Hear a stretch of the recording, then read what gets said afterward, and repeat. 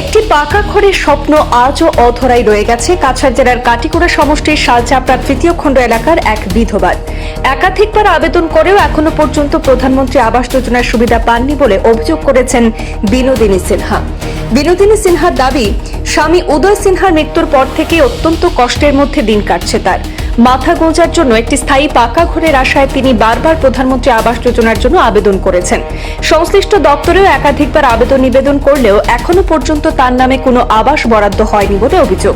তার কথায়, দীর্ঘ প্রতীক্ষার পরও কোনো ইতিবাচক সাড়া না পাওয়ায় অনিশ্চয়তার মধ্যেই দিন যাপন করতে হচ্ছে। তাই বিষয়টি মানবিক দৃষ্টিভঙ্গিতে বিবেচনা করে দ্রুত প্রয়োজনীয় ব্যবস্থা নেওয়ার জন্য প্রশাসনের কাছে আবেদন জানিয়েছেন। পাশাপাশি কাটিগড়া সমষ্টির বিধায়ক কমলাক্ষ দে পুরকায়স্থ এবং আসামের মুখ্যমন্ত্রী ডক্টর হিমন্ত বিশ্ব শর্মার দৃষ্টি আকর্ষণ করেছেন বিনোদিনী সিনহা। তার আশা, সংশ্লিষ্ট কর্তৃপক্ষ বিষয়টি বিবেচনা করে তার দ্রুত প্রয়োজনীয় পদক্ষেপ নেবেন। বৃষ্টি দিলে ঘরের ভিতরে জল পড়ে, আর রিপেয়ারিং করার মতো কোনো উপায়ও নাই আমার একটা ঘরের একটা ব্যবস্থা করলে ভালো মনে করি। কমলাক্ষ সাহেবের কাছে আমার অনুরোধ ওইটাই, একটা ঘরের জন্য। নাম? আমার নাম বিনোদিনী সিনহা। আপনার স্বামীর নাম? উদয় কুমার সিনহা।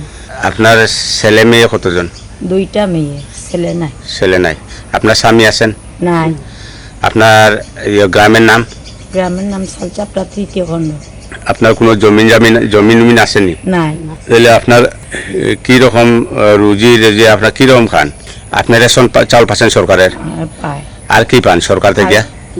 কিছু পাই না। অরুণোদয় পাচ্ছেন? অরুণোদয় কয়েক মাস পাইছিলাম, এরপরে বন্ধ হয়েছে।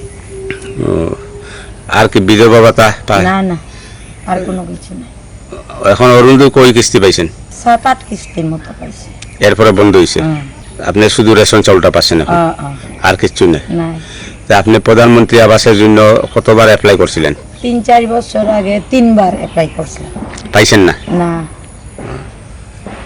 মুখ্যমন্ত্রীর কাছে আমার অনুরোধ একটা ঘরের জন্য, কারণ আমার কোনো উপায় নাই, দুইটা মেয়ে লই। সরকারের কাছে আমার অনুরোধ, আমার একটা ঘরের জন্য, নাইলে আমার কোনো উপায় নাই, চলার মতো কোনো উপায় নাই। ওইটাই আমার অনুরোধ কমলাক্ষ সাহেবের কাছে। আপনার জমিনও নেই? নেই।